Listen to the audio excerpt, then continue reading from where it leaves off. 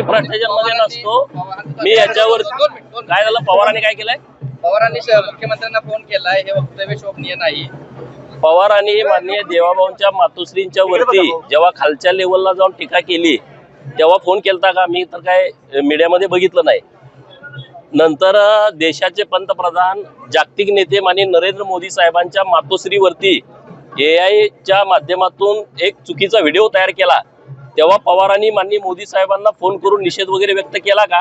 हे जरा मला कुठं मीडियात असलं तर दाखवा, मग मी या विषयावरती नंतर बोलतो. उद्या आपल्या वक्तव्याचा राज्यभर निषेध होत आहे. राष्ट्रवादी चला उद्या मी बोलेन या विषयावर नंतर.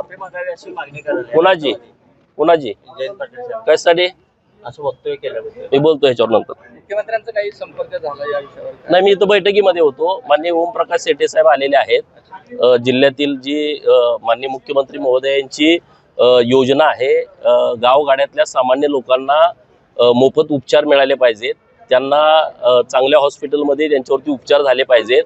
महात्मा फुले जन आरोग्य योजनेच्या माध्यमातून जेवढी हॉस्पिटल आहेत त्यांना काही अडचणी आहेत का, नव्यानं काही हॉस्पिटल पॅनलवरती घ्यायचे आहेत, त्यांच्याबद्दल चर्चा करण्याच्या दृष्टिकोनातून माननीय ओमप्रकाश शेटे साहेब आले होते.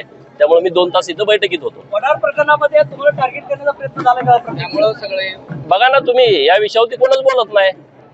मी काय बोललो त्याच्यावरती बोलतायत. वडार प्रकरणावरती बोला ना.